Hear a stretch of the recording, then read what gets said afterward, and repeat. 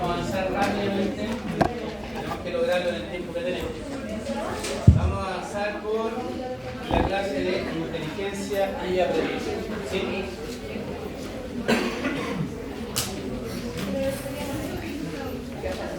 Vamos, ¿se ve? Sí, se ve.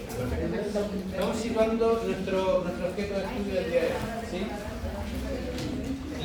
Cuando hablamos de inteligencia en psicología, especialmente en psicología cognitiva, estamos haciendo alusión a un problema como de muy larga tradición en la psicología científica y antes de la psicología científica, ¿no? ¿Qué quiero decir con esto? La idea de la inteligencia, ¿qué es la inteligencia? ¿Cómo opera la inteligencia? ¿Quién es inteligente o no? Ha sido un tema tremendamente problemático para definirlo, para poder operacionalizarlo, ¿no? Nosotros no nos hablamos de nuestro curso. Cuando nosotros decimos que alguien es inteligente, ¿qué estamos diciendo? ¿No? ¿Cachamos? No sé, yo me acuerdo de mis padres, tenemos grandes padres, ¿no? Nos decían como, oye, ¿por qué eres tan flojo? ¿Por qué no eres como el no sé cuánto? Uno siempre tiene un compañero que tú como que lo odias, que en verdad igual te cae bien, pero como lo odias porque tus papás te hacen odiarlo. ¿No? Como, ¿por qué no eres como el Felipe, que le va bien en todo, que es súper inteligente? Y tú encontraste, eres como, no tan inteligente, obviamente. Como, gracias, papá. Muchas heridas ahí, muchas heridas. Y me dice, bueno, pero al Felipe, claro, pues en mi caso era esto. En mi caso familiar era, ¿por qué tú no eres como, no decir el nombre del personaje en cuestión, que le va bien en matemáticas? Y decía, pero a mí me va bien en otras cosas, como a mí me va bien en biología, en historia, en lenguaje, bla, bla, bla. Y mi padre, que es ingeniero, me miraba con cara como, ya, pero eso es fácil, como ser inteligente es que te vaya bien en matemáticas, ¿no? Como ahí está la... ¿Por qué? Y tenía estas cosas, me decía, porque la matemática es un lenguaje matemático. Cuando no es aprender fórmulas, es una forma de entender el mundo que requiere un tipo de inteligencia especial y que tú no lo tienes, básicamente, ¿no? Ese era el subtexto de la conversación. Y a mí siempre esa conversación con mi padre me dio como lata y rabia y muchas cosas, y después dije, que era lo mismo. Pero está esta idea que, como, ¿por qué esa inteligencia es menos, o sea, la inteligencia, no sé, verbal es menos inteligencia que otras inteligencias, ¿no? Como la matemática, ¿no? Y esto es bien interesante porque si ustedes ven, por ejemplo, las tasas de sueldo, los sueldos, se les paga más a las carreras matemáticas, ¿no? O sea, hay una introducción de los sueldos, de cuánto vale un profesional, y que las carreras matemáticas tienen tasas de ingresos mucho más altas que las carreras humanistas, por ejemplo, o que las carreras artísticas, o que las humanidades, o incluso que las carreras biológicas, ¿no? Como la ciencia médica, ¿no? Y eso tiene mucho que ver también con algo que viene de esto, que es que se ha pensado históricamente que hay inteligencias e inteligencias, y que hay inteligencias más valiosas que otras, o más importantes que otras, ¿no? Ahora, cuando hacemos una frase así, yo insisto, lo difícil es decir, bueno, ¿pero qué es inteligencia? ¿No? ¿Qué es alguien inteligente? ¿Por qué posible digo ustedes? Steve Jobs, ¿inteligente? ¿Por qué? La supo hacer. La supo hacer, fantástico. ¿Qué significa que la supo hacer? Porque no es como que...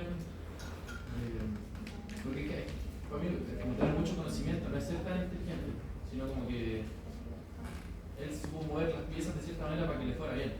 Y como llegar a hacer lo que quiso. El otro día, fantástico. El otro día hay un video, no me acuerdo que sale hablando de eso, lo entrevistan en un talk show gringo.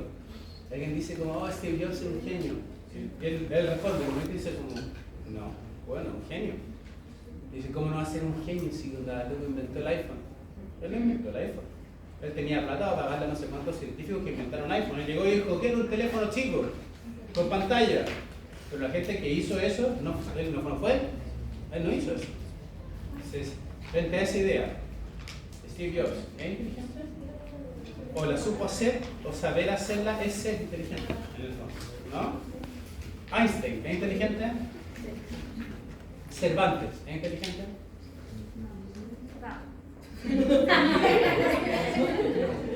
sería muy violento, salvaje, no, pero es inteligente. Solo escribió el historia, pero eso no es ser inteligente, ¿sabes? No sé, el decano de la Universidad Andrés Bello. ¿No es inteligente? Llegó a ser decano. ¿Lo hace inteligente? Sí. Lo más. Yo sé, lo supo hacer, es ser inteligente.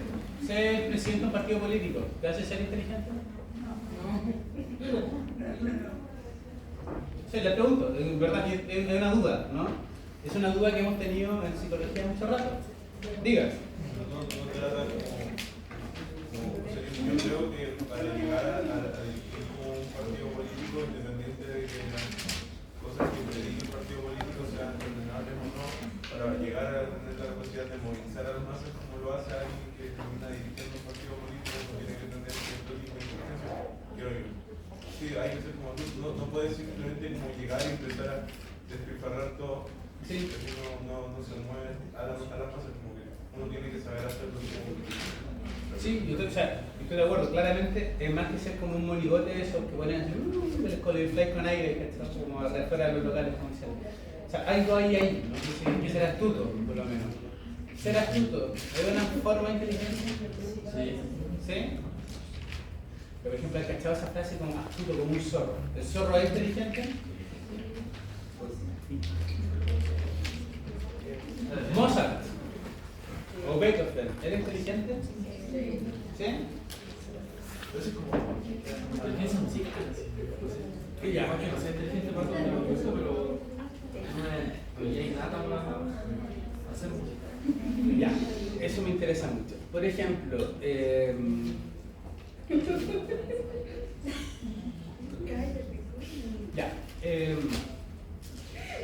Messi.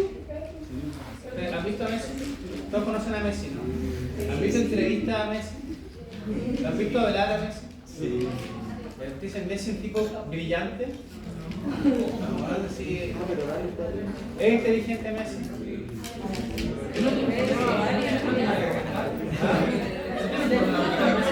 Creo que sí. Yo creo que sí. Sí, tiene. Sí, ya. Quizás no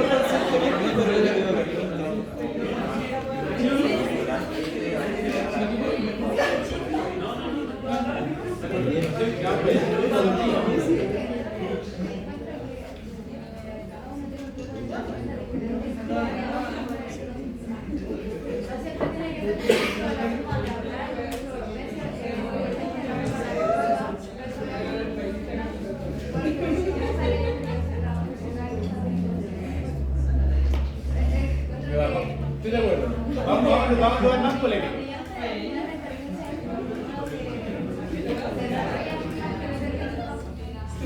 Vamos a un lugar más complejo, porque ya Mozart es como demasiado como fancy, como bellas artes y todo. Bad Bunny, ¿es inteligente? ¿Han visto una entrevista a Bad Bunny? ¿Lo has visto hablar? ¿Lo has visto que le preguntan? No, les digo así, yo no estoy tomando partido, estoy diciendo. Si ustedes escuchan a Bad Bunny y lo ponen ahí, decís como, ¿es inteligente Bad Bunny? Depende. Ya, es que ese depende me interesa. Si usted el día de mañana llega a tu hijo y te dice, papá, yo cuando grande quiero ser como Bad Bunny. Tú decís como, bien mi amor, obvio, todo el apoyo familiar, le decís como, algo sé yo con tu vida, por favor. ¿Qué hace? ¿Cómo? Póngase en esa posición. Tampoco es algo tan sencillo. Es que por una parte igual como familiar me gustaría apoyarlo, pero también hay que ver el tema de la creatividad y no todas las personas son comunidades. No todas las personas pueden ser Bad Bunny, pero todas las personas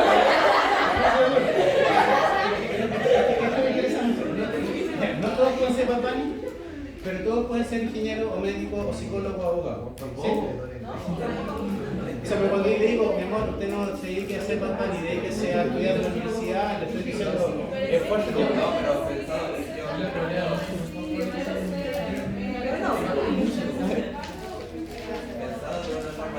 como está ya la sociedad, es más difícil aceptar el sueño en base a como asociaciones más como adictas a los temas de matemáticas. Por ejemplo, lo del tema de ingeniero, ser ingeniero, si te va bien en matemáticas o algo así, igual está más considerado como más inteligente o que vaya a tener más futuro o que vaya a tener más garantizado. Yo digo que depende como del área que estoy hablando. Por ejemplo, Messi no es como constructor, pero Ya. Lo que le estoy preguntando, mencionando, ha sido parte grande de las discusiones respecto a la inteligencia, qué es la inteligencia, que mide la inteligencia como constructo, y frente un poco a esta dificultad que ustedes también ven como en evidencia, de decir como quién es inteligente, qué significa ser, ¿no? Entonces, si nosotros miramos histórica y tradicionalmente la psicología ha hecho tres divisiones básicas para entender esto, ¿no? O sea, desde en el año 1905, que creo que parte la primera idea de inteligencia como propiamente tal definida, se va a diferenciar entre lo que son habilidades, aptitudes e inteligencia, como tres constructos o tres habilidades que son diferentes, ¿no? Por ejemplo, por habilidad, vamos a entender, y estas son definiciones importantes, las destrezas que la gente realmente tiene, para la cual no requiere de un proceso de entrenamiento, ¿no? Cuando yo digo, oye, Messi agarró una pelota, ¿es habilidoso para jugar fútbol? Lo es. ¿Sabes? Como, sí, lo es, ¿no? Le paso una guitarra a, no sé, jefe, que toca música, ¿es habilidoso? Sí, es una habilidad musical. Hay una habilidad musical, ¿no? ¿Ah? ¿Como talento? Habilidad, el talento es otra cosa, ¿no? Es el talento va mucho vinculado a la idea de la aptitud, ¿no? ¿Qué es una aptitud? La aptitud es una habilidad potencial, el talento es un potencial, no es un desarrollo, ¿no? De repente uno ve niñitos que tú les pasas un piano y tú dices como que tocó algo, tú dices como, oh, seco, hay algo, hay un talento, pero ese talento se tiene que desarrollar, se tiene que trabajar, se tiene que, ¿cómo se llama esto? Hacer metódico, se tiene que hacer constante, y para eso se requieren cosas, ¿no? Se requieren esfuerzos, prácticas, trabajo, etc. Entonces, la idea de la aptitud es la idea del potencial, una habilidad en sí que puede llegar a desarrollarse, pero que no ha sido desarrollada. Digo, la habilidad ya explotó, ya está, se trabajó y ya está desplegada. La aptitud es un potencial de una habilidad. ¿Sí? El otro día me tocó, estaba con insomnio, por problemas frecuentes últimamente, y estaba viendo la entrevista que hicieron, no sé dónde, a Shaquille O'Neal. ¿Conocen a Shaquille O'Neal, no? Gigante. Shaquille O'Neal, pensando en esta diferencia, él dice, hasta los 10 años yo era bueno para todos los deportes, todos. O sea, mi papá me hizo jugar fútbol americano, boxeo, básquetbol, bueno, como 1,50 m, voleibol, y todos los deportes yo destacaba, eran todos extraordinarios y excelentes. Y un día fuimos a jugar básquetbol contra otro equipo, era sub-10, contra otro equipo sub-10, y ganamos 135-2, ¿no? Y en ese momento, un papá del otro equipo se para y dice, es imposible que ese tenga menos de 10 años. Imposible. Como nadie es así de bueno y así de grande a los 10 años. Y Shaquille O'Neal dice, en ese momento, yo fui donde mi papá, el papá era como bien militar por su forma, y le dice, señor, yo quiero dejar de perder el tiempo y quiero que me entrene para ser el mejor jugador de básquetbol de todo. ¿No? ¿Qué tiene Shaquille O'Neal hasta ese momento? Aptitudes. Tiene un montón de aptitudes. Es bueno para todo, un poco. Pero nada de eso está desarrollado. Nada de eso explotó. Nada de eso es algo propiamente tal. ¿Qué logra él a través del trabajo, el esfuerzo, de entrenar 8 horas al día y todo? Desarrollar esas habilidades. ¿Sí? Ahora, si una cosa es aptitud y una cosa es habilidad, ¿qué va a ser inteligencia? Por inteligencia vamos a entender una capacidad, y este es una definición tradicional de inteligencia, de la más antigua, una capacidad intelectual general de una persona. ¿Qué estamos hablando? De que normalmente, si vamos a las primeras definiciones de la psicología, la inteligencia es una capacidad intelectual general. ¿Por qué general? Porque se pensaba que si yo era inteligente en una cosa, yo era inteligente en todas las cosas. ¿Sí? Alguien inteligente, para esta versión de la psicología, era alguien que sabe de todo, que es bueno en todo. Intelectualmente destaca en todos los ámbitos, ¿no? Leonardo da Vinci era inteligente desde esta lógica. Einstein era inteligente. ¿Han visto que Einstein, aparte de las teorías matemáticas, han visto las cartas de Einstein? Cuando le mandaba cartas, le mandaba cartas a Freud sobre la muerte, la guerra. Es un genio, ¿no? Sí, hace todo y todo lo hace bien, ¿no? Etcétera, etcétera, ¿no? Entonces, esta primera definición de inteligencia, que es la más tradicional, la más icónica, etcétera, va a pensar que la inteligencia es una capacidad intelectual y general, y que solemos utilizar esta definición para referirnos a la habilidad o a las habilidades implicadas en aprender y en las conductas adaptativas, ¿no? O sea, ¿qué sería ser inteligente? Sería ser capaz de desarrollar habilidades intelectuales que son adaptativas, ¿sí? O sea, una persona inteligente es una persona que de todos sus potenciales, bueno, de todas sus aptitudes, no solamente fue capaz de desplegarlas, trabajarlas, ponerlas en juego, incorporarlas, hacerlas parte de su vida. La hizo de manera tal que le facilita el aprendizaje, le permite seguir adquiriendo nuevos conocimientos y que eso tiene un fin adaptativo, le permite moverse mejor en su mundo cotidiano, ¿sí? Ahora, si eso es inteligencia, la gran pregunta que hacían los psicólogos era: ¿cómo medimos eso? ¿Cómo sabemos la inteligencia? ¿Cómo podemos evaluar la inteligencia? ¿Cómo evaluamos la inteligencia en los animales nosotros? Por ejemplo, cuando hacemos experimentos de laboratorio, en la rata, ¿qué es lo que uno hace? Les pone laberintos. Y uno dice, bueno, ¿cuánto se demora el ratón en salir del laberinto? Y si yo pongo el ratón en el mismo laberinto, 1, 2, 3, el tiempo de aprendizaje, lo que el ratón es capaz de aprender, ¿hace que salga cada vez más rápido o no? Porque si no sale más rápido, el ratón no es inteligente. No hay una inteligencia ahí, propiamente tal, ¿no? Ahora, ¿por qué le menciono el ratón? Porque en el fondo, para nosotros saber qué es la inteligencia, lo que hicimos fue decir, ok, si la inteligencia es las habilidades o la sumatoria de habilidades puestas en juego para la adaptación y para el aprendizaje, ¿qué habilidades realmente tienes? La habilidades son infinitas. Y lo que hicimos ahí, para poder entender esto, fue diseñar pruebas de inteligencia. ¿Sí? Ustedes han dado pruebas de inteligencia, ¿no? Acuérdense ustedes, cuando salían de cuarto medio, a ustedes les tocó otro nombre, pero la prueba tradicional de selección universitaria se llamaba prueba de aptitud académica. Aptitud, no de habilidad. Y eso no es casual, porque la prueba de aptitud académica no buscaba evaluar si ustedes eran inteligentes, no es lo que busca evaluar. Lo que buscaba evaluar, y lo evaluaba mal, y ese fue el problema, no era capaz de detectarlo, era cuál era la capacidad innata que ustedes tenían en ciertas áreas. Porque cuando tú entras en una carrera, se supone que esa capacidad innata la vas a desarrollar en la carrera. O sea, la carrera que va a hacer, tomar aptitudes y transformarlas en habilidades, ¿no? Eso se supone que hace la prueba de aptitud académica. Es decir, esa persona no tiene aptitudes para esa cuestión, fuera. No hay ni una habilidad que desarrollar ahí, ¿no? O al revés, esa persona puede que en este momento, en cuarto medio, tenga promedio 2 y sea floja y etcétera, pero hay una actitud, hay un potencial. Y con ese potencial puede eventualmente desarrollar esa habilidad. ¿Sí? Entonces, estas primeras ideas de la inteligencia van a llevar a 3 grandes teorías de la inteligencia, ¿no? Que son las teorías tradicionales.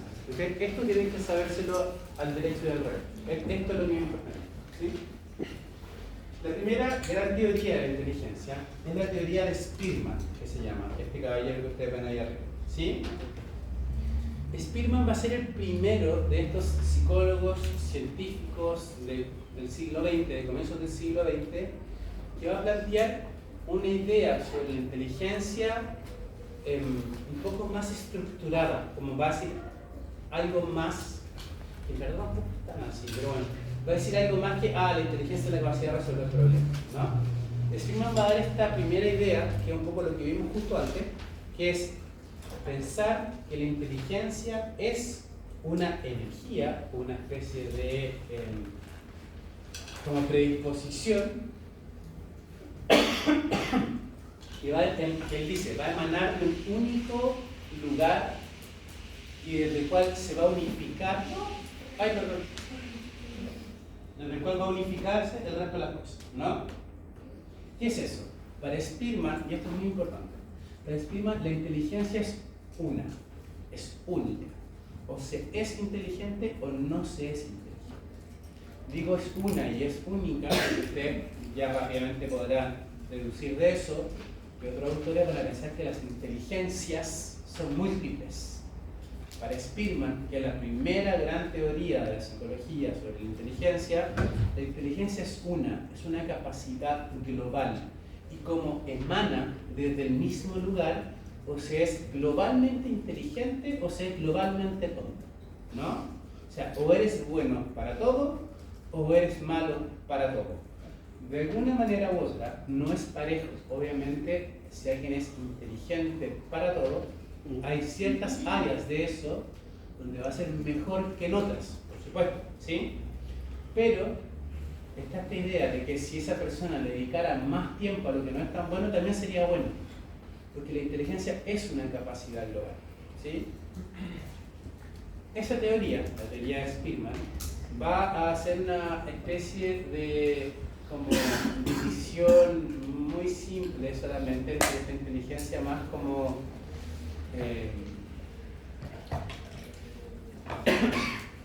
la capacidad global, ¿no? Y lo único que a Spearman le va a interesar en esta teoría es entender cómo se llega a desarrollar esa capacidad global, ¿no? O sea, si alguien es o no es inteligente, para Spearman, para la teoría de Spearman, lo que va a importar es cómo yo estimulo y desarrollo eso. Y para él la clave es el aprendizaje, ¿no? Si es inteligente, o lo que te hace inteligente es tu capacidad de aprendizaje, ¿no?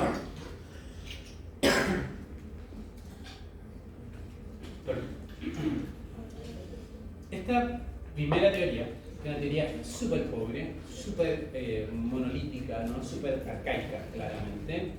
Va a ser rápidamente como puesta en duda y va a ser rápidamente contrastada por teorías que van a decir, bueno, este fenómeno, este constructo que es la inteligencia, realmente es muchísimo más complejo que eso, ¿no? No existe una inteligencia global. La primera persona que va a traer una teoría de la inteligencia que va a ser diferente y va a ser como producida múltiplemente, va a ser Thurston, ¿no? De nuestra segunda teoría. La teoría de Thurston va a decir lo siguiente. Dice, la inteligencia no es una capacidad única, no es como... Spearman tenía esta idea como de una fuente, decía, la inteligencia es como una fuente de agua, ¿no? Como que sales y cae agua a todas partes, ¿cachai? Una fuente de agua típico, parque, ¿no? O sea, la inteligencia es eso, como que tú no puedes dividirla en partes, como que sale nomás, y como que cae para todos lados. Para Thurston dicen no, la inteligencia son nodos o módulos, hay distintas inteligencias, hay distintas formas de ser inteligente. Y él va a dividir, o él va a pensar, que al menos hay 7 tipos de inteligencia diferentes. ¿Sí?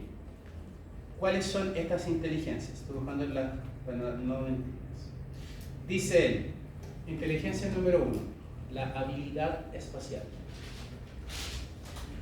Inteligencia número 2, la rapidez perceptual. Inteligencia número 3, la habilidad numérica. Inteligencia número 4, la capacidad de generar significados verbales. Inteligencia 5, la memoria. Inteligencia 6, la fluidez verbal. Y la inteligencia 7 para él va a ser el razonamiento. ¿Sí? ¿Qué es lo interesante de esto? Que Thurston va a pensar que estas inteligencias van a interactuar entre sí. Si son módulos o si son nodos, estos nodos se van a ir articulando de distintas maneras, ¿no? No tengo plumón, pero sí que lo hace con la mano. Por ejemplo, el razonamiento como un nodo o como un módulo va a estar conectado como inteligencia a el desarrollo verbal. Gracias. Voy. ¿Se la leo? Ay, pero sería como... No. Te la he divertido, pero sí de plumón, perdón. ¿Se dio la vuelta no? ¿Ah? Ay, mira, no, acá. Es de los que se borran, ¿no? La cuarta es la capacidad de dar significado verbal. Entonces, rapidez perceptual. Entonces, ¿de qué estamos hablando? Para Thurston, la inteligencia como capacidad global va a estar compuesta por, como les decía, nodos o módulos. Entonces estos se van a ir articulando entre sí y uno puede tener muchas más conexiones entre algunos nódulos que con otros, ¿no? Por eso la gente puede ser muy inteligente en ciertas áreas y no en otras áreas. Son nodos de inteligencia que se interactúan con otros nodos de inteligencia. Por ejemplo,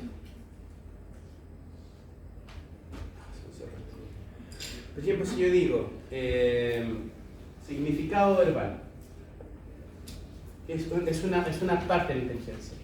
La capacidad de saber qué significan las cosas, la capacidad de darle sentido a las cosas. Eso, si está bien trabajado, probablemente se vincule de mejor manera con el razonamiento. ¿Por qué? Porque la medida que soy capaz de generar sentido y significado a lo que voy escuchando, me permite pensar mejor y generar mejores procesos de razonamiento. Ahora el razonamiento no es solo verbal, es matemático. Y tú dices, bueno, ¿y por qué esta persona, cuando habla con otros, es perfectamente lúcida, pero le digo, oye, llegó a la cuenta y hay que ir ante tres, y incapaz de hacerlo? Bueno, porque estos nodos de inteligencia están más amarrados que el que tiene que ver con lo numérico, por ejemplo. Y esto está muy débilmente como trabajado, ¿no? Entonces el nodo razonamiento y el nodo numérico no están articulados, pero estos nodos sí están articulados, ¿no? Y así con todas las combinaciones posibles. Entonces, lo que Thurston va a tratar de hacer es de propiciar una primera, fíjense que pasar de esto, de que la inteligencia es una, y que básicamente o se tiene o no se tiene, a pasar a esto, hay una complejización del modelo de inteligencia que es altísima, ¿no? Entonces, para Thurston y esta teoría de la inteligencia modal, hay que pensar que estas habilidades mentales, o sea, estas capacidades desarrolladas, se van a ir articulando. ¿Qué va a ser la inteligencia entonces? La sumatoria de habilidades, la concatenación de habilidades. Y hay 7 habilidades que van a ponerse en juego para desarrollar la idea de que alguien es inteligente o no, en el fondo. ¿Sí? Esta teoría, la teoría de Thurston, va a influir mucho en una teoría que vamos a ver después nosotros, que es la teoría de Gardner, que es la teoría más actual. Probablemente ustedes la conocen porque cuando uno va a la librería actualmente, todavía está lleno de libros de Gardner, como la teoría de la inteligencia múltiple, de la inteligencia emocional, también están ahí. La tercera teoría de las tradicionales es la teoría de Cattell. La teoría de Cattell es súper interesante porque Cattell, aparte de sacar una teoría de la inteligencia, Cattell generó a partir de esto una teoría de la personalidad. Y la teoría de la personalidad de Cattell se sigue utilizando porque hay test desarrollados por Cattell que se siguen usando en psicología. Principalmente hay un modelo de la personalidad de Cattell, que es un modelo esférico de la personalidad, que todavía se usa. De hecho, el otro día un paciente, a raíz de no sé qué cosa, me dijo, hice un test en internet, como en Instagram, de mi personalidad, y sale que soy extrovertido, pero con un poco de, no sé, algo. Y yo así como, ¿qué hiciste? Me lo mandó y había hecho el test de Catel, como lo había pillado en línea. Me dijo, ¿es mentira? Es mentira como el horóscopo mentira, y que no, o sea, es un test real, se usa en psicología, existe, ¿no? Es antiguo, pero se usa, test de Catel. ¿Qué va a decir Catel respecto a la inteligencia? Para Catel, la inteligencia no es múltiple, así como que existen múltiples componentes. Para Catel, la inteligencia se divide en dos cosas.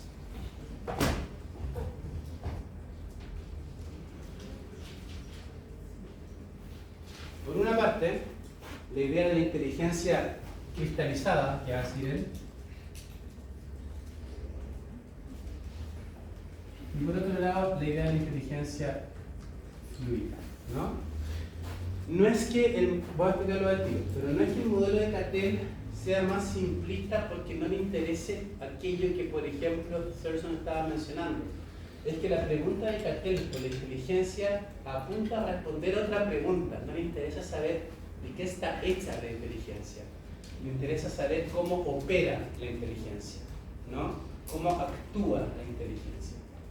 Y para Catel, en esta como división, ¿no?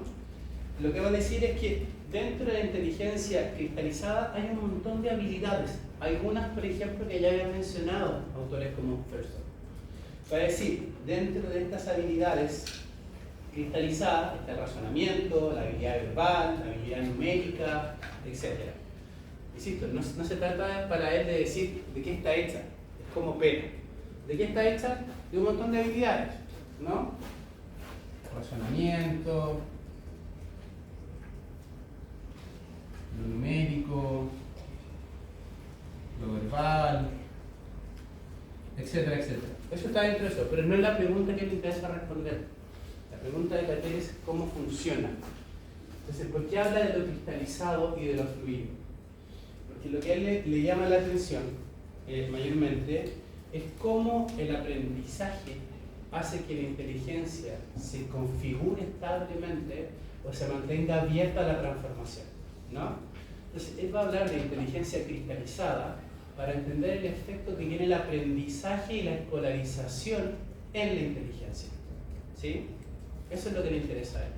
Como más que de qué está hecha, es entender cómo las formas cotidianas de aprendizaje y de resolución de problemas que tenemos hace que la inteligencia cuaje y se cristalice, o sea, se congele, o al revés, se mantenga abierta a esta como interpretación constante del mundo que me rodea, ¿no?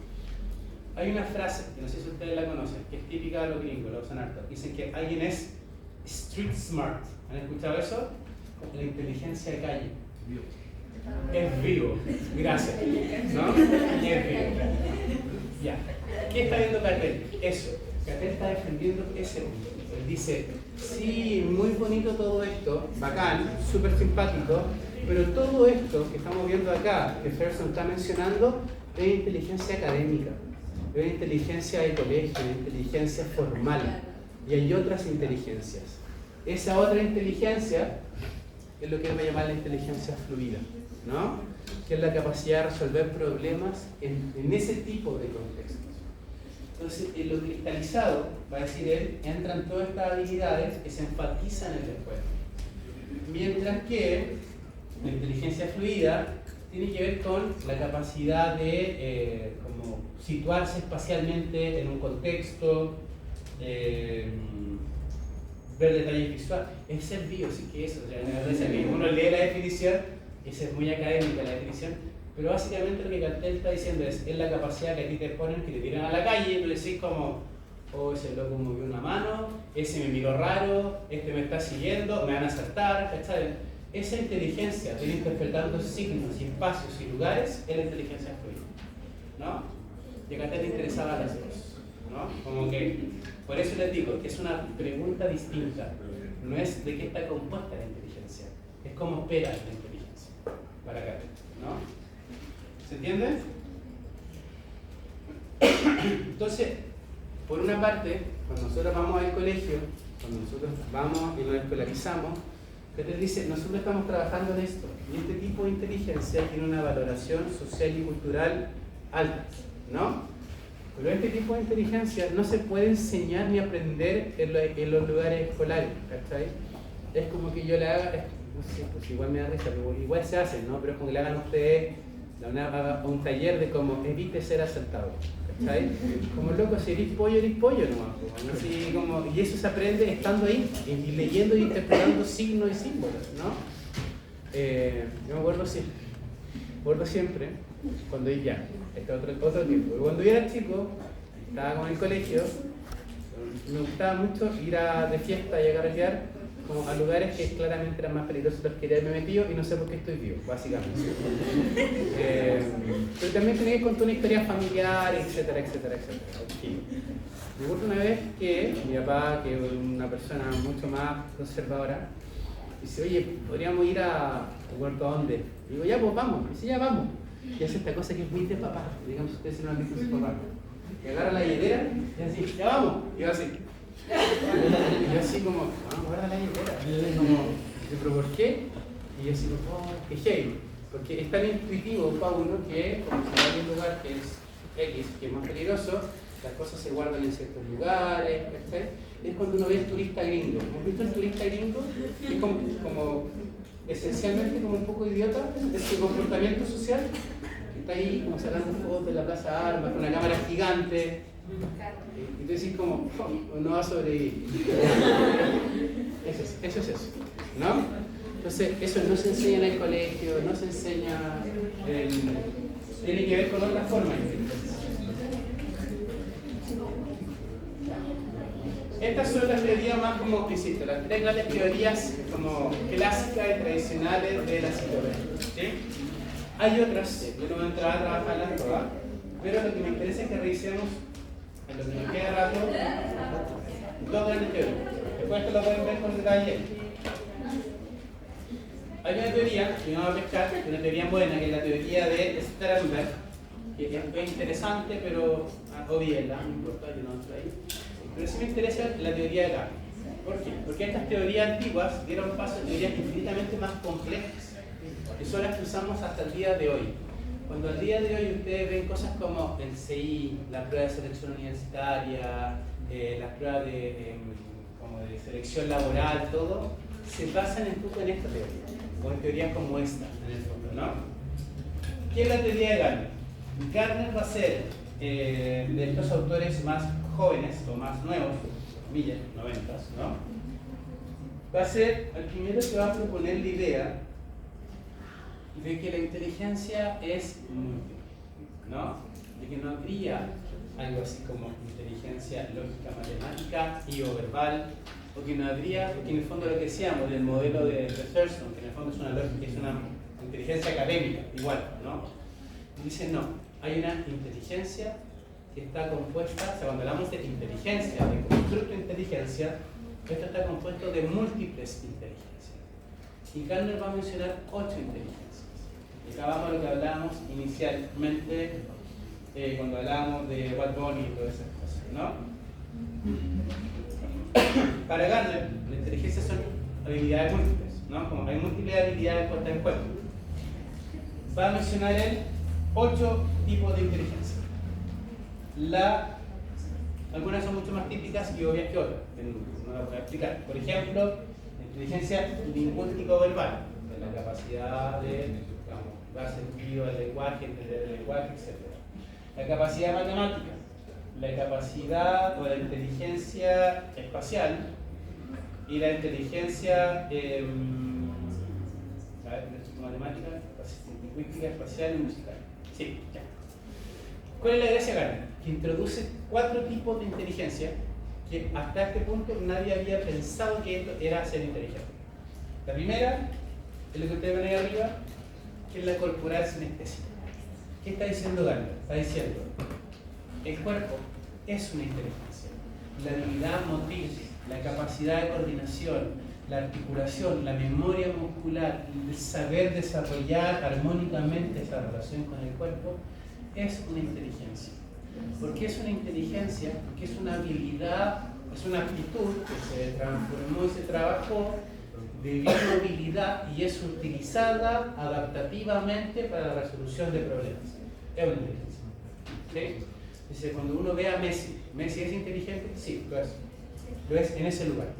Tiene una inteligencia corporeo-sinestésica, porque está ahí, tenía un don, una habilidad, o sea, una aptitud, la desarrolló con trabajo, la incorporó a través del aprendizaje, y hoy por hoy, si lo paráis en una cancha de fútbol y le ponéis 6 personas al frente y decís tenéis que hacer un gol, él mira la pelota, sabe su cuerpo, reconoce su cuerpo y es capaz de pasar por eso, resolver el problema. ¿Sí? Es una inteligencia. ¿Sí? Entonces tenemos lo corporal sinestésico, el baile, el deporte, todo eso es un tipo de inteligencia. Lo interpersonal, la inteligencia interpersonal, ¿no? Que esto es interesante, porque lo que hace es traer la idea de la emoción al plano de la inteligencia. Dice, hay una capacidad creciente o una importancia creciente en entender qué es lo que ocurre conmigo, ¿no? Y la inteligencia intrapersonal, perdón, acá, estoy hablando de esto, después voy a hablar de esto. La inteligencia intrapersonal va a tener que ver con esa capacidad de poder detectar aquellas cosas que ocurren conmigo, en mi propia relación con el mundo, en mi propia sensación emocional, para resolver problemas, ¿no? Y fíjense que al final lo que hace que la inteligencia sea inteligencia es ese potencial adaptativo que conlleva, ¿no? Por ejemplo, si yo estoy en una situación en la cual, no sé, ya me tocaron el auto y me bajo y me da rabia, y digo, me bajo y empiezo a putear al loco que me chocó el auto. Y el loco se baja, agarra una pistola, me da un balazo y me mató. Pero no fue muy inteligente, no, para nada. Dice, ¿qué está pensando Garner? Dice, cuando esto pasa, hay una capacidad de poder decir qué estoy sintiendo, por qué lo siento, dónde me pone, qué consecuencias puede tener, qué debería hacer, cómo regulo lo que estoy sintiendo, cómo voto esa emoción de otra manera, etcétera, etcétera. Y eso es adaptativo, ¿no? Eso es una forma de inteligencia. Eso es lo intrapersonal, ¿no? Lo interpersonal tiene que ver con la capacidad creciente de entender el mundo afectivo y emocional de lo otro, que también es parte de la inteligencia, en tanto que me permite poder predecir, anticipar y dar cuenta de las emociones del otro, el mundo afectivo del otro, que es una forma de inteligencia cada vez más importante cuando uno ve la política, el manejo de grupos, en el mundo laboral, los jefes actualmente, tú tienes que tener esa típica frase que es malísima: él no es un jefe, es un líder, o al revés, no es un líder, es solo un jefe. ¿Qué es eso? Eso es eso, que si tú tenías a alguien arriba, como jerárquicamente superior, y te dice, haz tu pega, y tú dices, pero es que jefe, mi hijo está enfermo, me da lo mismo, haz tu pega, tú apenas podés te vas. Y si podéis traicionar y como cagarte en la empresa, te la cagáis un poco, porque como maldito te odio, ¿no? Entonces, ¿qué dice Gandalf? Hay una capacidad importante de poder empezar a entender y a ver cómo estos planos afectivos median las relaciones con el mundo. Entonces, entenderlo, predecirlo, anticiparlo, saber usarlo, es una forma de resolución del problema, es inteligencia, ¿no? Lo mismo con, y esta es muy linda, la naturalística. ¿Qué es eso? Inteligencia naturalística, que hay una palabra muy linda, ¿dónde está?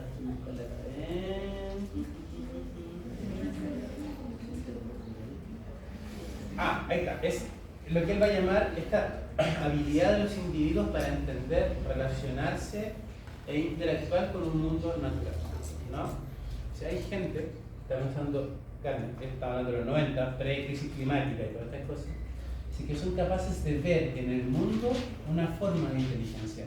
Y como ven una forma de inteligencia en el mundo, se relacionan coordinadamente con eso, ¿no? Es esa idea de poder entender como que estoy rodeado de algo que también existe y por lo cual yo tengo que actuar concordantemente, ¿no?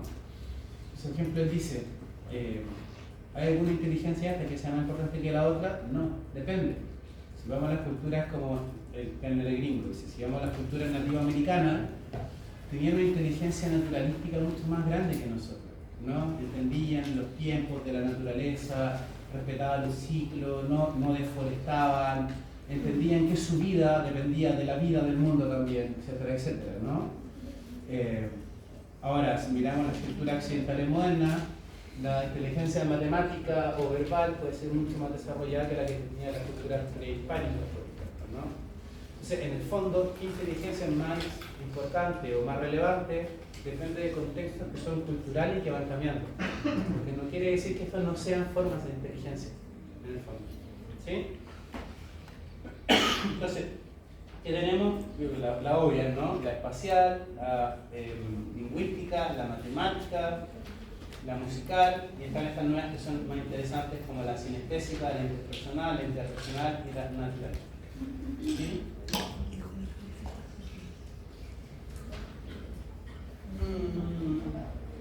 No sé si ver esto porque no tanto tiempo. No me da tanto tiempo. Ah, se puede. Me puedo mandar después el link.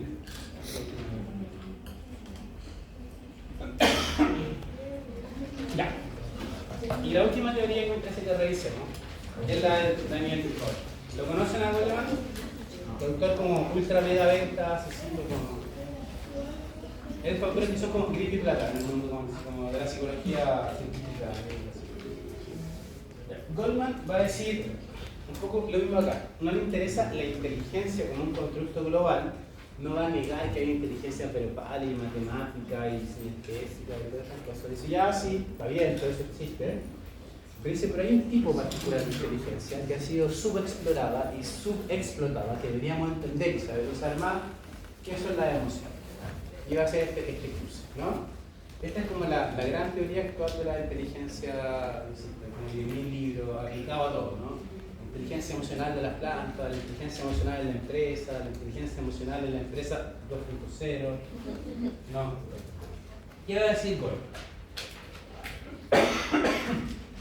Va a decir, lo esencial, lo más relevante que tenemos que entender es abordar cómo es que los individuos se manejan, se comportan, se relacionan consigo mismos y con sus emociones. ¿Sí? Esto aparece para Goleman como una respuesta a una pregunta que es muy interesante, que dice, ¿por qué tanta gente, que es algo que él va viendo en su investigación, dice, ¿por qué tanta gente que tiene toda esa inteligencia, que es brillante intelectualmente, gente que tiene CIs altísimos, por ejemplo, o que son genios matemáticos, les va pésimo en la vida?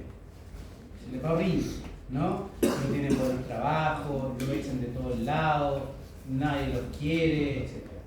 No van a llegar a esta idea, dice, porque hay una forma de inteligencia que es primaria, que es más relevante, que tiene que ver con la capacidad de entenderme y entender lo que hago y el efecto que tiene en los demás.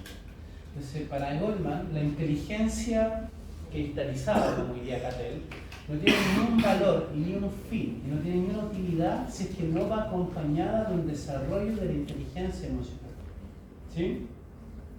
Entonces, la inteligencia emocional, como teoría, va a aparecer como esta respuesta frente a la inquietud de por qué muchos, como grandes ejecutivos, grandes cargos, gente muy inteligente, les va mal en la vida. Mientras que gente que tiene habilidades mucho más modestas, les va increíble, ¿no? ¿Para qué tú crees que les va mal? Si son grandes ejecutivos. Porque son gente que tiene como puestos importantes y lo echan y nunca más logran ser contratados, por ejemplo. ¿Sabes, no? Entonces hay gente que, en teoría, tú ves el papel, tú sí, está todo el potencial, o están todas estas habilidades desarrolladas para poder ser exitoso, te evalúo intelectualmente y digo que el tipo es un genio, pero después cuando entras al mundo laboral, es como, no lográis nada y después nunca más escritor. Eso es lo que él le llama la atención. ¿Sí? Entonces, ¿qué es esta inteligencia emocional? ¿Cómo funciona esta inteligencia emocional? En base a 5 habilidades, como la inteligencia emocional, como un constructo, como este tipo de inteligencia, se sustenta en 5 habilidades particulares. ¿Qué son habilidades? Acuérdense que lo mismo, son aptitudes ya desarrolladas. Si estas habilidades, estas capacidades desarrolladas, ¿cuáles van a ser? 1, la capacidad de conocer las emociones, saber lo que estoy sintiendo, poder identificar lo que estoy sintiendo. Yo digo esto, yo sé que para la mayoría de ustedes, probablemente, y espero que así sea, ustedes dicen, pero obvio que uno sabe lo que está sintiendo. No es tan obvio. Hay mucha gente que tiene muchas dificultades en poder identificar lo que siente, ¿no?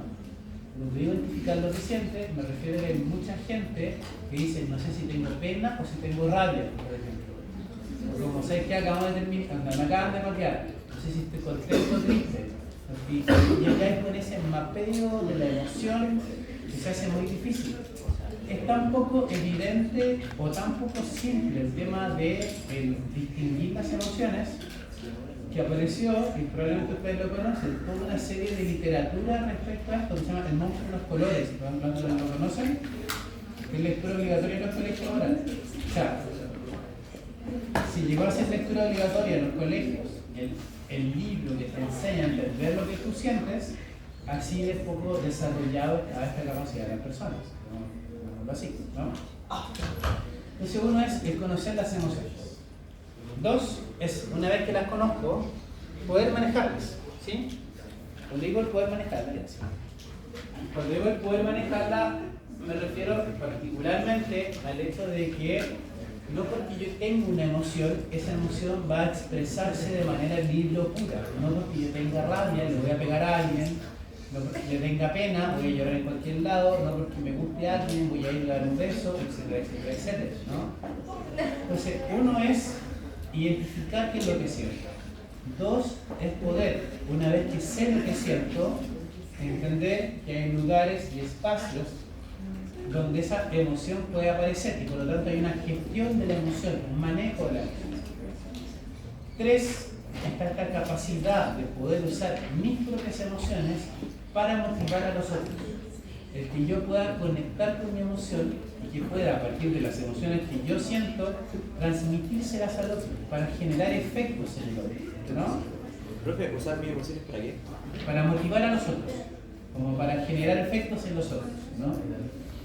Es como, no sé si usted alguno ha tenido esta experiencia, el otro día lo hablaba con un paciente y me acordó algo y fue como, oh, verdad, eso es muy cierto.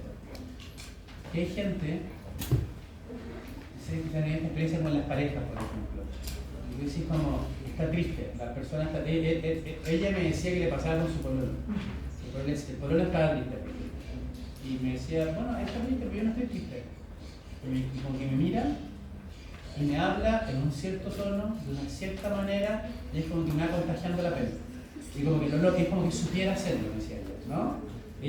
Para ella era una queja. Yo lo escuché y dije, oye, está mal porque el contexto estaba mal. Pero eso es una capacidad. Y hay gente así como que te puede como transmitir la pena, te transmite como el, oye, salgamos de fiesta, y dice que no quiero. Vamos, y hay un trabajo de como pegotearte esa emoción a ti. Yo fui a decir, pues ya bueno, vamos, quitando la historia, ¿no? Eso, Goldman dice, es una habilidad, es un potencial que tenemos que desarrollar. Porque si lo pensamos en la pareja, que es lo que un poco nos toca a nosotros como clínicos, tiene efectos buenos y malos. Pero si lo pensamos en la empresa, que es lo que interesa a Goldman, hay todo un tema de cómo yo motivo a mis trabajadores, cómo yo hago que sean más productivos, cómo yo los contagio con el espíritu de la empresa y con la misión que tenemos, etcétera, etcétera, ¿no? Entonces, conocer mis emociones, manejar mis emociones, saber usar mis emociones. Después, cuarto paso, reconocer las emociones del otro. Ser capaz de ver en el otro lo que el otro siente. Esto, también insisto, es como súper evidente para la mayoría de ustedes, pero no es una condición dada para todos. Hay gente que sufre y lucha el poder reconocer las emociones que el otro está sintiendo. Y acá vuelvo, insisto, la relación de pareja es fantástica para eso. Cuando uno dice, ¿estás enojado? No. ¿Usted seguro que está enojado?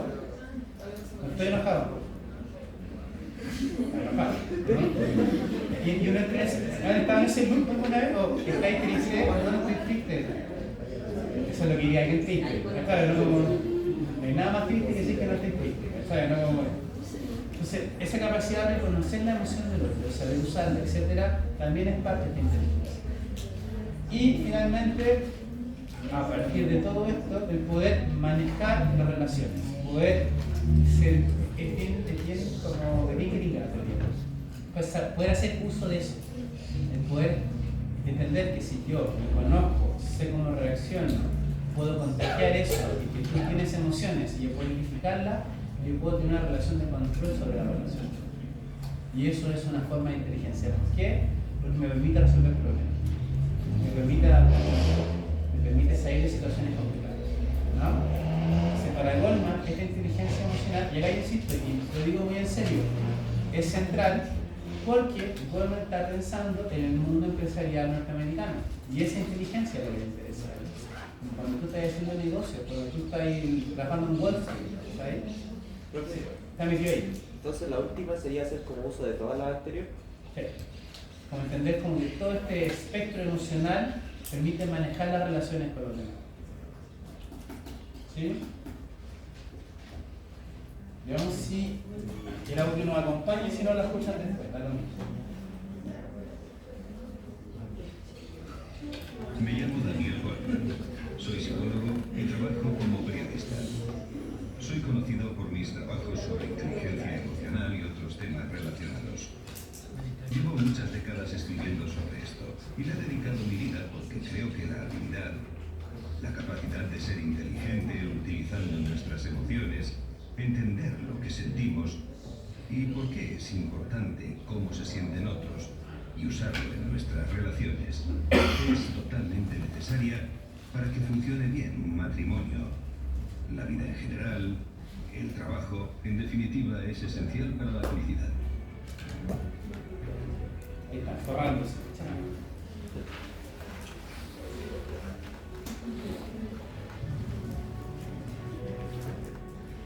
Hola, señor Coleman. Hola. Me llamo María Luisa. Soy madre de una niña maravillosa de 9 años. Es un honor estar hoy con usted.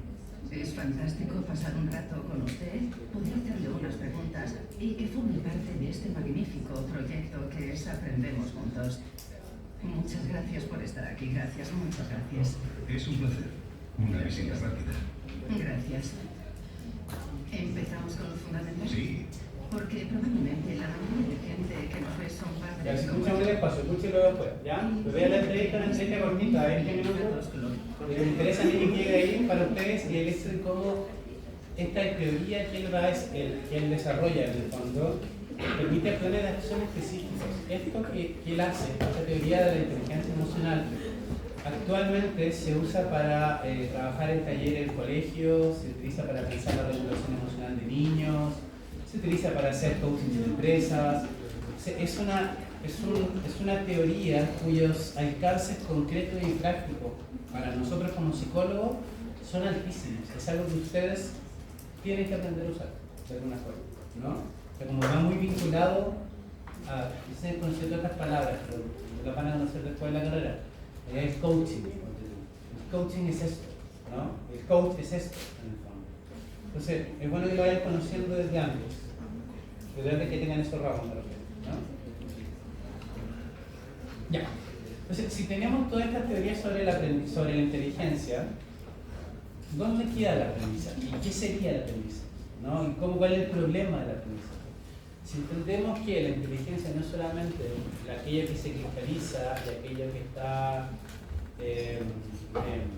connotado por la institución formal, como el colegio, la escuela o la universidad, el problema del aprendizaje va a ser tremendamente relevante, ¿sí? Goldman, en el video que ustedes están viendo, o sea, que van a ver después, que tendré que ver ahora, no vieron, y Howard Gardner también, y toda esta gente que trabaja estas otras inteligencias, que no es la inteligencia académica propiamente tal, van a empezar a estar de acuerdo en que el modelo tradicional de aprendizaje que tenemos, el modelo escolar, por ejemplo, está lleno de errores y está lleno de limitaciones, y que básicamente el colegio no genera gente inteligente. Eso es una crítica muy potente al sistema que se hace desde estos autores, como ir al colegio, que tiene promedio 7, no te hace en lo absoluto inteligente, ¿no? Puede ser respecto a otras cosas, ¿no? Y no te hace inteligente principalmente porque pensar que el colegio te hace inteligente es una noción muy estrecha y muy antigua de inteligencia, ¿no? Me encanta este que salió como que han visto uno que sale que me avisa. Que sale como, papá, si tú me evalúas por mi capacidad de hacer no sé qué cosa, es como que tú evalúas un pez por su capacidad de subir un árbol, y siempre va a salir mal, después sale el pescado y dice, mediocre, ¿no? Es demasiado bueno, el mejor mejor meme de la vida. Ya, no importa, después se los mando. Me acordé y me reí solo. Ya, volvamos a esto. Ya, demasiado bueno. Entonces, la pregunta va a ser, ¿cuál es el rol de la inteligencia? O sea, si el colegio no está formando inteligencia propiamente tal, formando tipos de inteligencia, pero no inteligencia como una capacidad global, ¿por qué pensamos que lo que medimos en el colegio es lo que nos hace inteligentes? ¿No? ¿Por qué exigimos como notas 6 para arriba a los hijos, o lo que sea, whatever, ¿no? Entonces, el problema, como sale acá, es que no estamos seguros de lo que es la inteligencia. Hay muchas formas de pensar la inteligencia, y si no sabemos lo que es la inteligencia, ¿cómo estamos midiéndola? Porque hasta este punto es que estamos pensando que el colegio mide inteligencia, ¿no?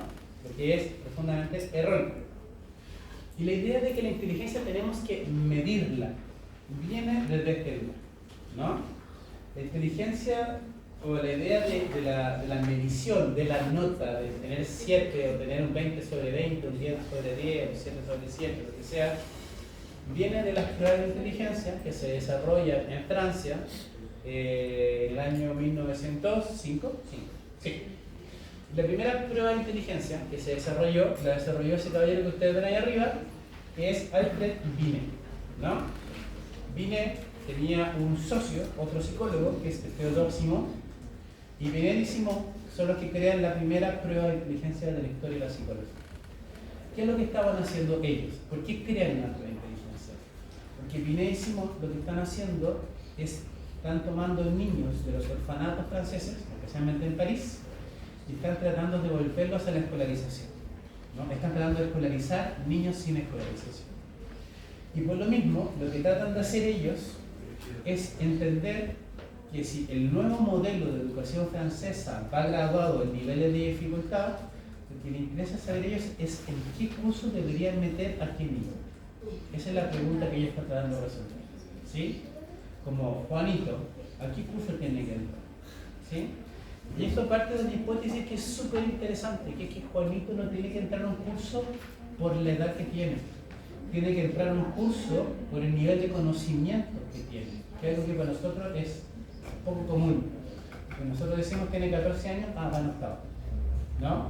Porque debería en octavo, porque lo organizamos distinto, por ejemplo. Entonces, ¿qué hicieron ellos? Binet y Simon empezaron a evaluar niños, múltiples niños, infinitos niños, buscando que encontrar cuál es el desempeño promedio de un niño por edad, ¿no? Decían, vamos a evaluar, no sé, 200 niños de 12 años y vamos a mostrar una prueba de inteligencia como esta, y vamos a ver que los niños de 12 años tienen más o menos, no sé, 55 de 60 preguntas buenas, pero los niños de 11 años frente al mismo test tienen 48 de 60. Y los niños de 14 años tienen 58, no de 60. ¿Qué les interesaba a ellos? El promedio, la inteligencia promedio, ¿no? Y eso que les permitió generar un constructo, acá hay algo que, no sé si se lo he explicado alguna vez, pero que sí, que son constructos. La inteligencia no existe. Nadie es o no es inteligente, porque la inteligencia no es una cosa. Tú no la tocas, no existe. La inteligencia es un constructo que inventaron estas personas, ¿no? Binet y Simon, ¿qué hacen? Inventan un primer constructo para referirse a la inteligencia, que es la edad mental, ¿no? ¿Qué dicen ellos? Si yo respondo a esta prueba y saco, por ejemplo, 48 puntos, yo tengo la edad mental de un niño de 12 años. Aunque tenga 38 en la vida, como mi puntaje es ese, mi edad mental es la de un niño de tal edad, ¿no? ¿Cómo llegué a esa edad mental? Porque ese es el promedio de los niños de esa edad, ese puntaje es el que corresponde al promedio de los niños de esa edad, ¿no? Entonces, esta idea de que la edad mental, palabra clave, ¿no?, es lo que da como resultado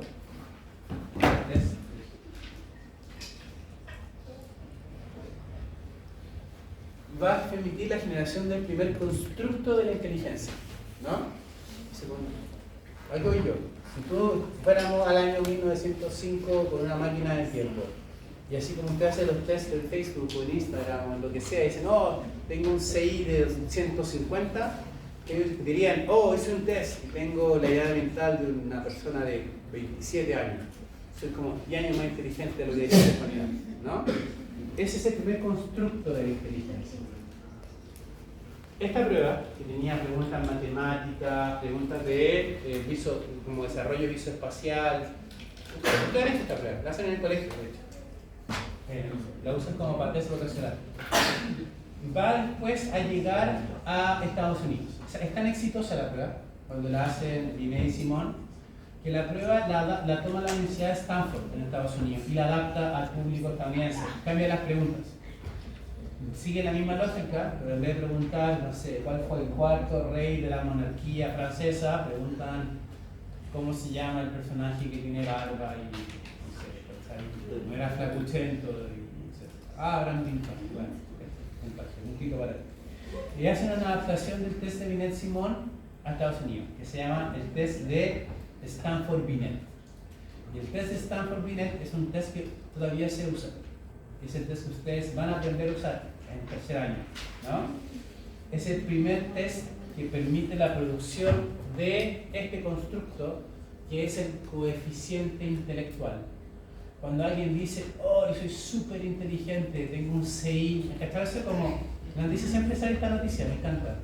Como niña de la India, de un poblado de 8 tigres y 4 elefantes, y ella es más inteligente que Einstein porque tiene un CI de 280 millones. Y tú dices, como que sale, es un genio. No es un genio. Es extraordinario responder la prueba. ¿Qué otra cosa? El CI es eso. El CI no mide inteligencia. El CI mide la capacidad de responder la prueba. ¿No? Porque si yo cambio la prueba, el puntaje va a ser distinto y esa persona deja de puntuar como puntúa. Es un constructo. No es lo mismo. ¿Se entiende? En la primera persona o el primer momento en que se crea el constructo de CI es en la adaptación del test de Binet a Estados Unidos, que es el test de Stanford-Binet, que se llama. Y el test de Stanford-Binet crea la idea del coeficiente intelectual. Usando la idea de la edad mental, lo que ellos llegan es decir, la edad mental, y hacer una fórmula matemática dividida por no me acuerdo qué cosa, nos va a dar un número. Ese número nos va a decir cuál es el CI normal en distintos momentos de la vida. El CI normal va a ser 100. Una persona con un CI 100 es una persona de inteligencia normal. De ahí para adelante, ¿qué tenemos? En matemáticas, desviaciones estándar. Cada desviación estándar nos va dando un salto cualitativo en la inteligencia, en el CI, no en la inteligencia. Y ahí uno tiene inteligencia normal, superior promedio, y bla bla, y para abajo también va bajando la categoría, ¿no? Entonces, ¿qué es el coeficiente intelectual? ¿El coeficiente intelectual es la inteligencia? No. El coeficiente intelectual es el valor numérico otorgado a la inteligencia que se determina a partir de la puntuación de una prueba de inteligencia. El CI promedio se determinó arbitrariamente que era 100. Como, ¿por qué 100? Porque nos pusimos de acuerdo de eso. Ese es todo el problema, ¿no? La otra gran prueba de inteligencia, y con esto ya vamos cerrando, no se preocupen, es la prueba de Bechdel. Esta prueba, todos aquellos de ustedes que todos, no mentira, es decir, todos que se traten con niños, mentira. Porque está el BISC y el VICE, son los dos tests. Estos dos son psicodiagnósticos que ustedes van a aprender a usar en la carrera. El VICE y el BISC. ¿De dónde vienen? Bachelor Intelligence Scale, no sé qué cuestión. Bachelor Adult Intelligence, no sé qué cuestión. Estos dos tests, ustedes los van a aprender en la carrera. ¿Qué es esto? ¿Sí? Los tienen que aprender en tercero. ¿Qué es el BISC y el VICE? Son la escala de inteligencia de Bechdel, ¿no? Para niños y para adultos. Esta escala, que nace en 1939, es una forma de producir un instrumento que permita ser más acertado que el test de Binet para tratar de pesquisar la inteligencia. ¿Qué hace? genera otra escala de evaluación y medición, pero genera el mismo constructo. También busca ese constructo que es el CEI, pero cambia las preguntas, ¿no? ¿Por qué? Porque a diferencia del test de Stanford-Binet, que era un test tremendamente académico, y por lo tanto es muy fácil puntuar mal, Wechsler piensa, fíjense lo interesante esto, Wechsler va a pensar que la inteligencia tiene más que ver con problemas de la vida cotidiana. Entonces, cuando yo voy a buscar si alguien es inteligente o no, el tipo de preguntas que aparecen en esta escala son preguntas mucho más cercanas a la vida cotidiana, ¿no? Si Juanito sale, ¿tienen esa pregunta en matemáticas ustedes, no? Como si un tren parte de Berlín a las 8 de la mañana a 100 kilómetros por hora y otro parte de Praga, ¿qué comió el camarero? No sé. Ya. Entonces Wechsler dijo, medir la inteligencia en base a ese tipo de pruebas no tiene sentido. Hay que medir la inteligencia en base a otro tipo de pruebas que tengan que ver más con esa inteligencia más cotidiana, de la vida diaria, más que con el conocimiento académico cristalizado. Y sale esta escala, ¿no? Entonces, ¿qué prioriza? La resolución de problemas abstractos y verbales, y la prueba se divide en dos partes. Y esto es muy interesante. Un CI verbal y un CI matemático o de lógica formal. Y la prueba va a medir ambos CI. Y te va a decir, tú tienes un CI verbal de 104, un CI matemático de 85 y un CI total de X.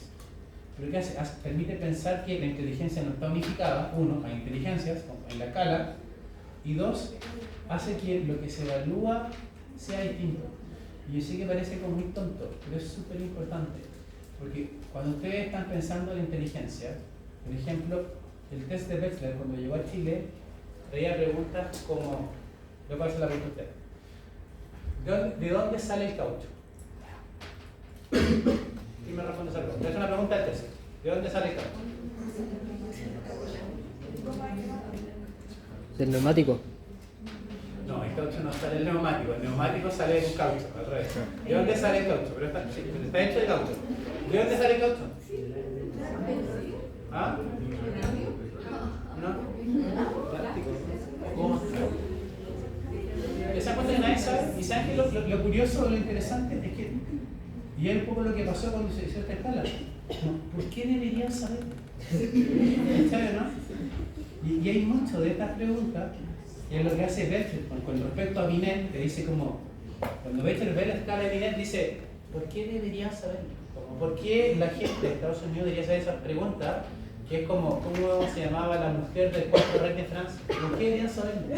Y se modifica la pregunta a preguntas más cotidianas.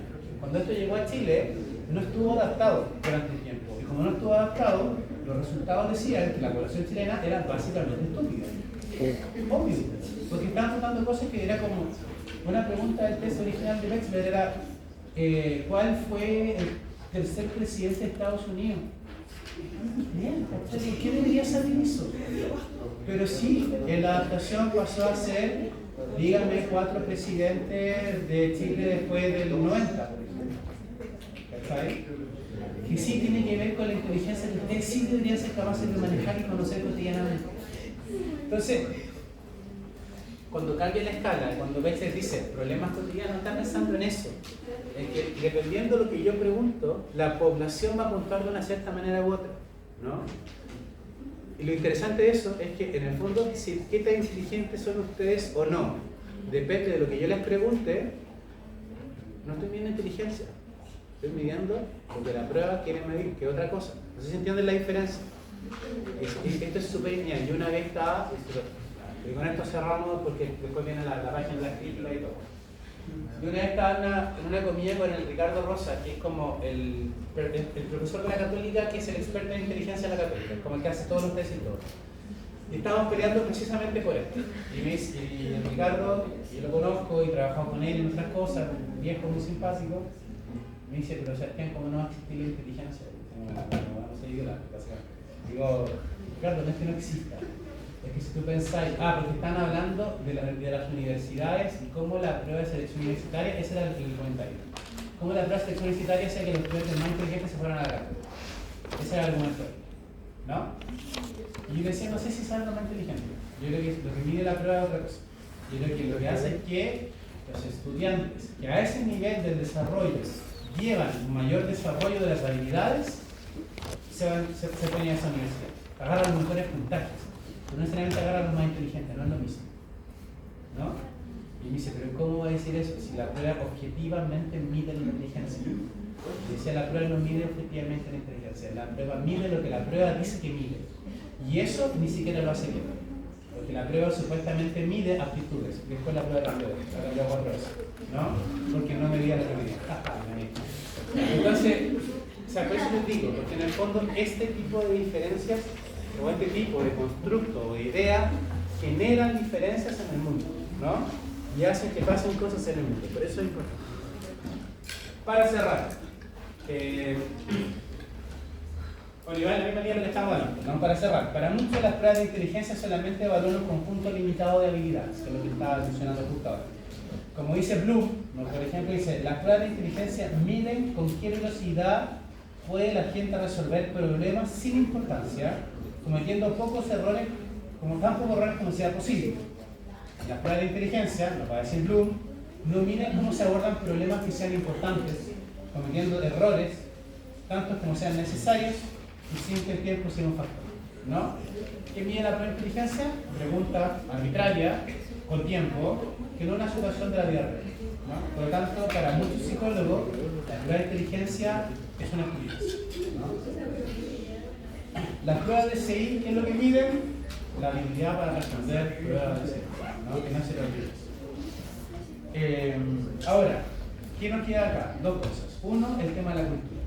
¿Por qué? Porque distintas culturas van a vincularse y van a generar distintas formas de objetivar la inteligencia y de pensar lo que la inteligencia es. Tenemos que ser sensibles a eso, como saber que eso es parte de lo que está actuando, ¿no?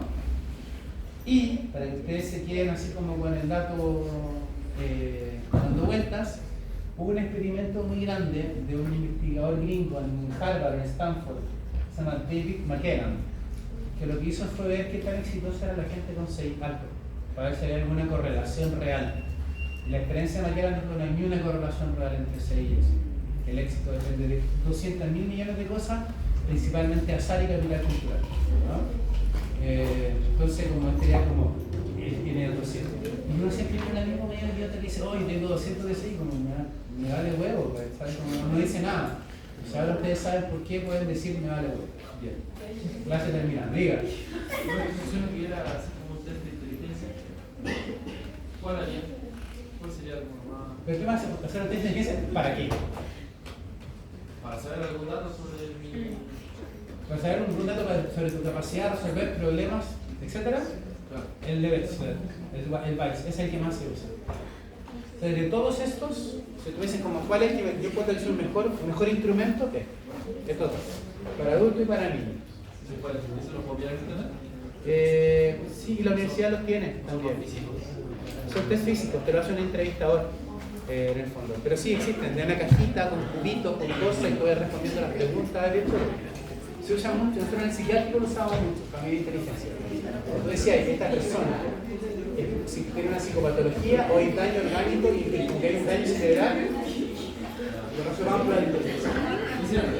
Es para resolver problemas, para ver tu capacidad de resolver problemas. Así que en el fondo todo esa inteligencia mide la capacidad que tienes tú para responder esas preguntas de esa inteligencia. O sea, es distinto que inteligencia Tu capacidad de responder. claro, pero si tú decís, si igual quieres hacer la prueba, ¿sabes si soy inteligente o no? O sea, todos los tienen igual. No es tu capacidad De responder problemas cotidianos y de poder tener ciertas habilidades. Habilidades como visoespaciales, motrices y ese tipo de cosas. ¿Sí? Ya, eso chicos, que les vaya bien. Que tengan alguna recomendación de la prueba, me la pasan, el resto se la puede llevar y nos vemos en